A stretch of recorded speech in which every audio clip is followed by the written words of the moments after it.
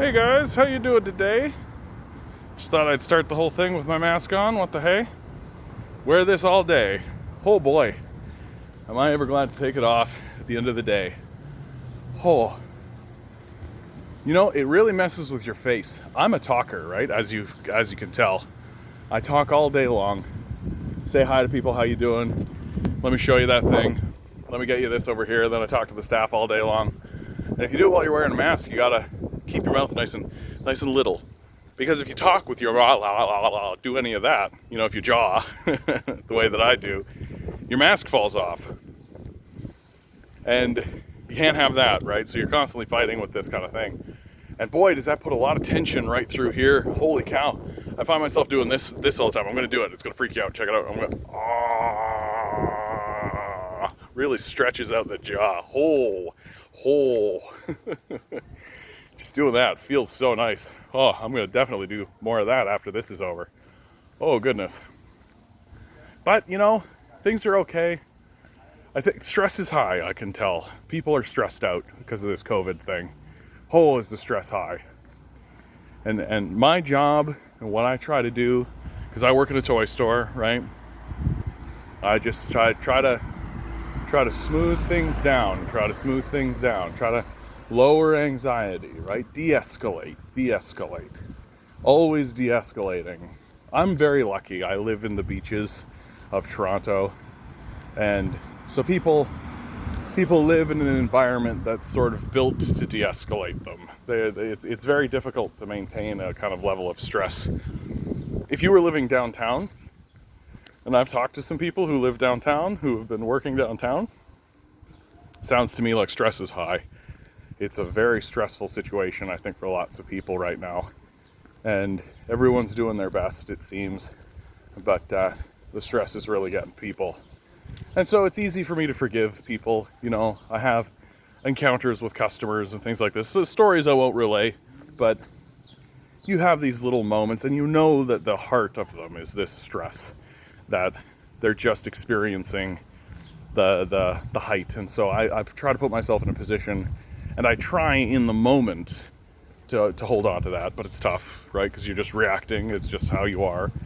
And but I don't hold on to it for very long, because I understand that, like, stress is high and everyone is in this anxiety place. And so I try very hard to just release it into the world, relax it, and forgive them. Always forgive them.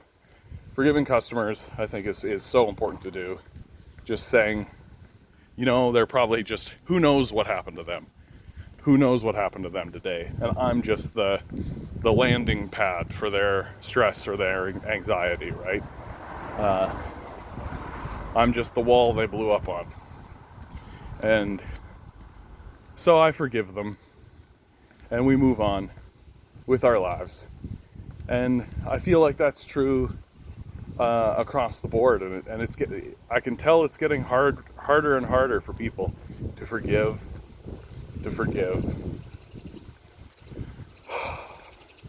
Like, I had an interesting conversation with someone who I like,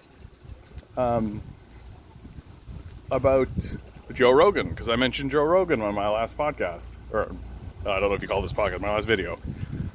And how I like Joe Rogan. I respect Joe Rogan. I think he approaches things honestly. But of course, like, I don't agree with everything Joe Rogan says. And what, of course, the number one thing, and I've had this experience several times now with several different people, sometimes strangers, sometimes friends, where they will bring up Joe Rogan's position on trans rights, and there will be articles of people talking about Joe Rogan's position on trans people. And nice sit. And I think Joe Rogan is narrow-viewed on the trans community. I don't think he really knows any trans people. I don't think he really knows much about that community, and I think he has things to learn. about that, and I think that's a fine thing to say. But what I find interesting is that the people who, fundamentally, I agree with the position of the trans community and the people who are advocating for trans rights and all of this. I definitely agree with them. But so what they want me to do is essentially cancel Joe Rogan, right? That's how they think. They're like, we're just going to cancel Joe Rogan. We're not going to participate. Or we're going to just say that he is bad and that that's enough. And I just don't think that that's fair. Hey, bud, how you doing? Just one of my neighbors. Lovely guy.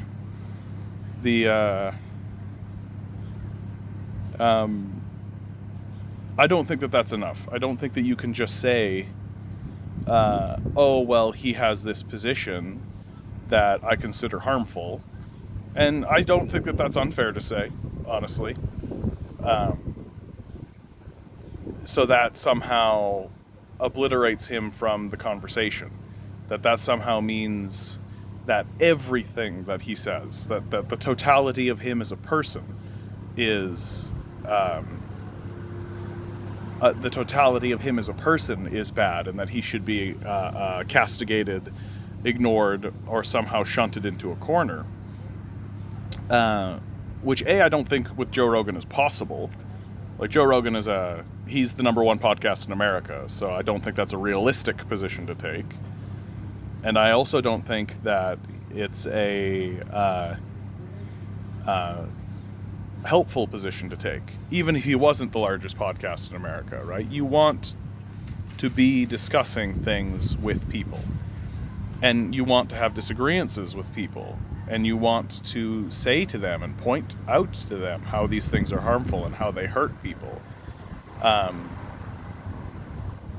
actually think that the best thing that the trans community could be doing in this regard is to find and push on an advocate for trans rights to end up on Joe Rogan's show, and have someone who is advocating for trans rights and who is fighting for trans people to come in and talk to Joe Rogan.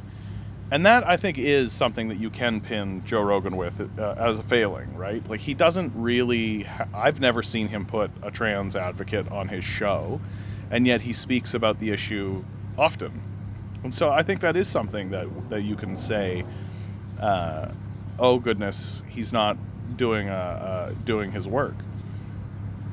And then, and these are things that I say to everyone. And, of course, the people who are trans advocates or who are trans themselves then say, I need to check my privilege, which perhaps I do. Like, the reality is that I am not as connected to these things as they are. Like, I don't have the same kind of emotional skin in the game. Like, I just don't. Just as a person, just as who I am. I'm a straight white male, right? The poster boy for not having skin in the game, right? Straight white male, the patriarchy. So I know that I don't. I know that I don't have the same kind of emotional connection to this issue. But I do sympathize with those who are in vulnerable positions. I do sympathize with those who are fighting to reclaim their rights. I definitely have seen and experienced things that definitely have convinced me that if you were a trans person living in the world, you're going to face conflict that I certainly don't face on a regular basis. Like, I got convinced of that when I was working in a show where I was a man playing a woman, right? And so I was dressed as a woman, and I make a very beautiful woman, by the way. But I mean, I can't hide the fact that I'm a man dressed as a woman, right? I can't pretend like I'm anything but a man dressed as a woman. And uh, and so I'm walking to the show, and I'm in costume, and a group of men drive by and throw eggs at me and yell slurs at me and drive off. And it's a shocking experience, and of course and it made me angry at the time, of course, and the realization that that's something that I mean, I only had that happen once in my life. I've got people talking directly behind me. Sorry if you can't hear it. It's something that I experienced just the once, and that's when I definitely decided, like, oh my goodness, like if I was, imagine being like that, having that kind of experience regularly happen to you. Like, of course that's stupid and it's idiotic and it shouldn't happen. Why does it happen? Why are they bothering to throw eggs at anyone at all? And least of all, someone just like a dude dressed as a woman, which is what I was. What's the purpose of that? And so I do consider myself privileged that I don't have to experience that sort of thing on a regular basis. It certainly is a privilege. And there definitely are people who live in the world who experience all kinds of hardship, and those who advocate that that kind of action or activity should continue is unacceptable. And so I don't really know where I go with this. I hope that I hope that people understand that I'm trying very hard to, because my goal is to just try to have these people, that have all groups communicate with one another, to have all people communicate with one another. That's my goal, right? To have all people talking to one another, to have all people having disagreements with one another, but at the very least talking to one another, right? And I worry very deeply that I can see very clearly that, like, another straight white male, right, could walk into many pitfalls of not understanding things about multiple communities and the trans community. But I worry that if the attitude is that, well, when they fall into those pitfalls, they are ostracized, and then there's like battle lines drawn, and we're attempting to cancel and all of this. I worry very hard that is, not only do I think that is self-defeating, because if you draw these sort of battle lines when all that's being requested is communication, or that we have a simple talk about the issue, then the one that gets canceled is you, right? Like, because the reality is that trans people are in the minority position. And that's why I advocate, and why I say that what I feel like the trans community should really be pushing on and pushing for is to get advocates onto these platforms, right? Which I think is possible, can happen, and would be very helpful. Because my estimation of a man like Joe Rogan is that he is honestly pursuing the truth. And if he, and I do believe that if he would have an honest and genuine conversation with with a trans advocate. So,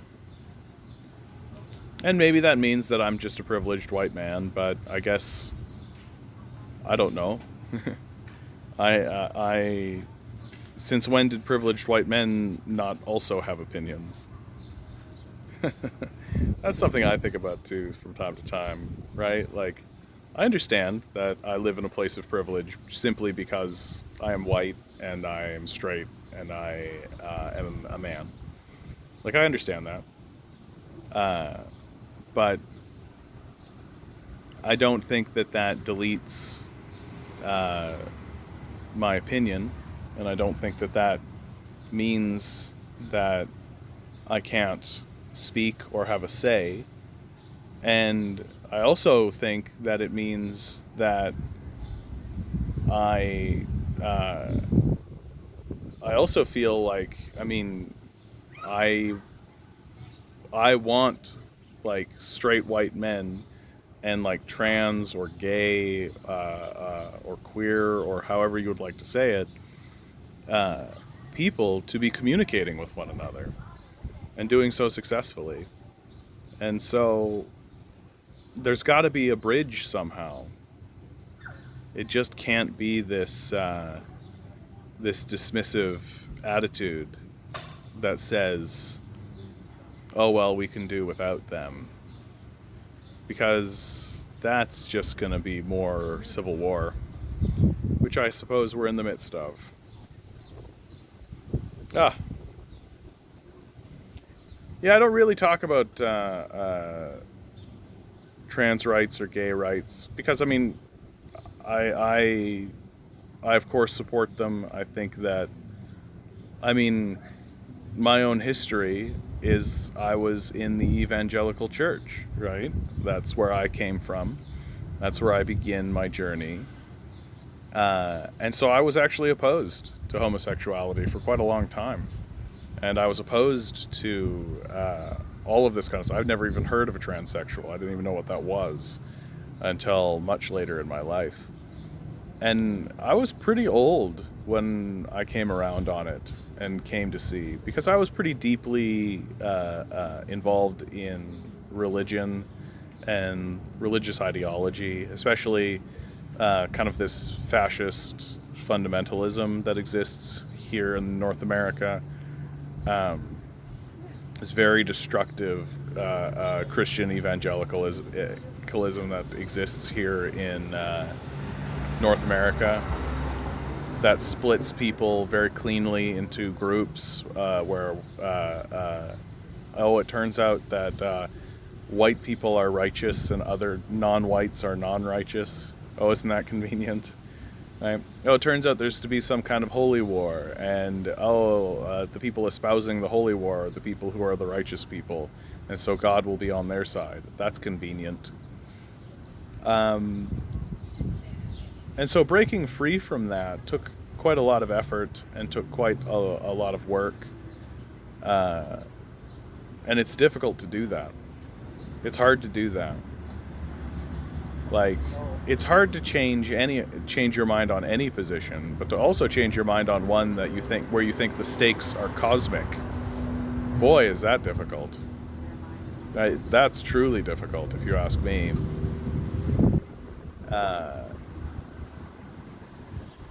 And so, of course, I've come to a place, like, where I am is that I support these people in their rights, and then because of their sexual orientation, they shouldn't have anything deprived of them. Absolutely. But I really, and this is the truth, I'm not in a position where I am actively fighting for those rights. I wouldn't even know where to begin or how to begin, and I don't know that I would be welcome, right? Because I'm a straight white man. I don't know that I would be welcome. I have walked into like political rallies or political conversations or political things and been chased out because I'm a straight white man. And I worry that that's a self-defeating, it seems self-defeating. Like, I would think that we should want all the allies we can get. And if one of your allies starts or says something or trips over something that's that you disagree with or that you feel is harmful, I feel like it's a bad strategy to blow them up and blow them off and separate yourself from them, when the name of the game is collecting allies and creating communities and creating groups. And I guess this whole video is just me saying I wish we would talk more and be more okay with each other's shortcomings, because we all have shortcomings. Everyone has shortcomings. No one's a perfect specimen of a human, whatever that would mean. No one is this shining example of humanity, or no one is a divine god or anything.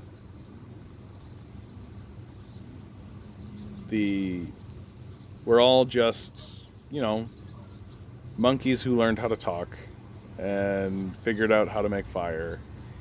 And then it all just kind of grew from there, and here we are.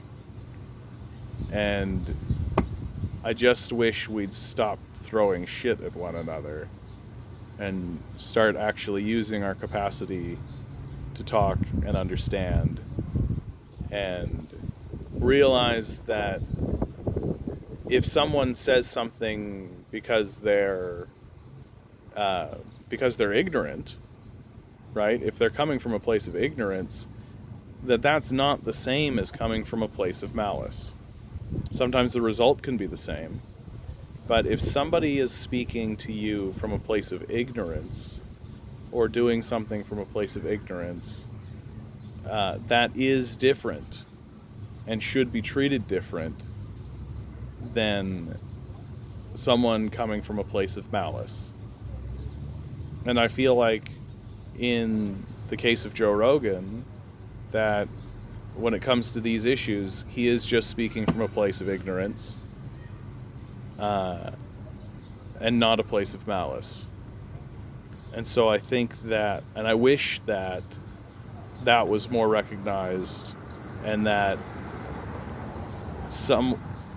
that community would put forward someone who would be interested in educating him, because I think that would be helpful, not only for him as a thinker and as a public figure, but for the country and for the world.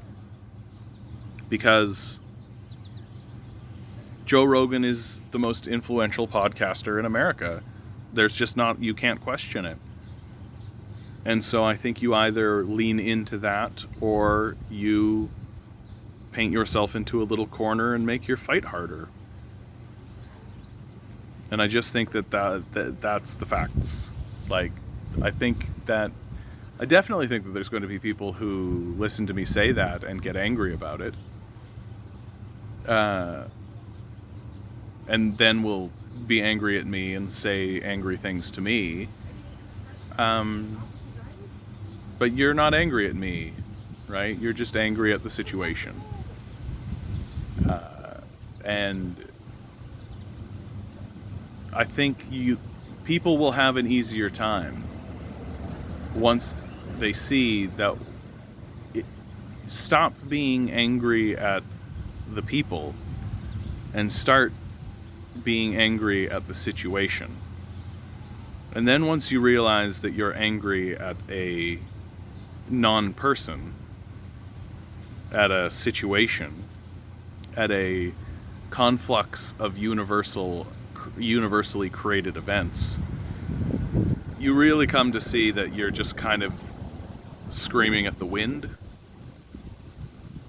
And that makes it harder to hold on to anger.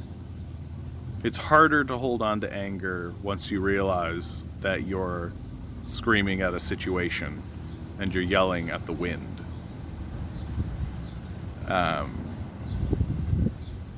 It doesn't make the bigotry or the hatred that you encounter easier, obviously. But it doesn't mean that the people who are stumbling against you in ignorance are evil. Yeah.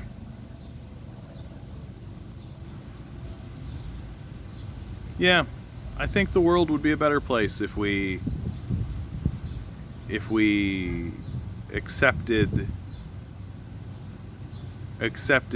just that people can do things stupidly,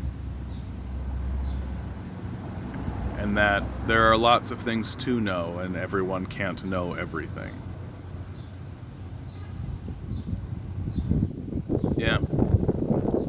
Anyway, I hope you guys are all doing well.